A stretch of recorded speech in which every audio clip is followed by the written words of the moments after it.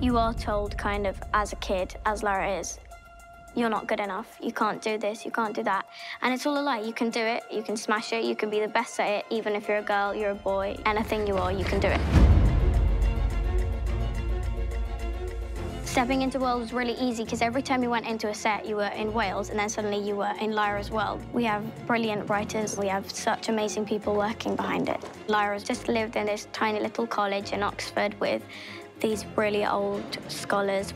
She just loves to explore. That's why she runs along the roofs, why she runs with Roger through the kitchens, why she does all of those crazy things, because she is meant to be an explorer. She's meant to be someone who is adventurous, and she's quite curious. I want you to spy on the master.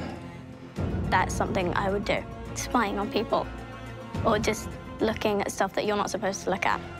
Do you ever think about what animal Pan will settle as when he stops changing form? Pan thinks he'll be a lion. I don't. I think he'll settle as a sloth. Pan is Lyra's soul. It's the conscience, basically. I think it's the more adult part of you. She has a quite fun relationship with Pan. She's very close to him because he is Lyra's best friend. He's Lyra's cheerleader because he's always like, you can do this. It's locked. When did a locked door stop us? Lyra, I think she wouldn't be as healthy as she is psychologically because she really loves Pan so much. Her energy at the beginning looks very happy and very up. But then I think if you look deeper, you see all of that darkness of being an orphan, of living in a college with people who aren't your age, apart from Roger. That whole darkness that she has inside of her that you don't really see until probably, like, episode 5. I think I want them to see the darkness that she has inside of her. The personal stories of every character, they're very rich, they're very interesting, they're very profound. Lord Asriel is her uncle. And he's a man who's very powerful. He's a lord.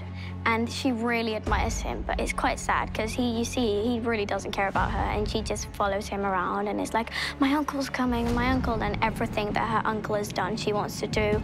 And she has every postcard her uncle has sent her. She's got everything her uncle has ever done in her bedroom. Lee is kind of the light in the story because the story is so dark. Lee Scoresby. I can fight and I can fly. I don't come cheap, and neither should I. And then Lee is suddenly there, like this American aeronaut who knows everyone, who's a friend with an armored bear, and he's just so fun to be with, and that's something that Lyra really needs. And him and Lyra really understand each other because they're both hustlers. They're both really strong people. They've both got a bit of a sense of humor, especially Lee. She's quick, and she stole my bacon. And they're so similar. They understand each other instantly. Mrs. Coulter is Lyra's boss, basically, and Lyra really admires her because she's this beautiful, really powerful, intelligent woman. Mrs. Coulter listens to her, and she kind of controls her a bit, but at the same time lets her be, and that's what makes Lyra fall in love with her. You're an explorer too? Oh, it's such a grand word. But yes, I suppose I am. Just her way of being, her intelligence, her beauty, and her being a woman, because she's barely seen any women in her whole life.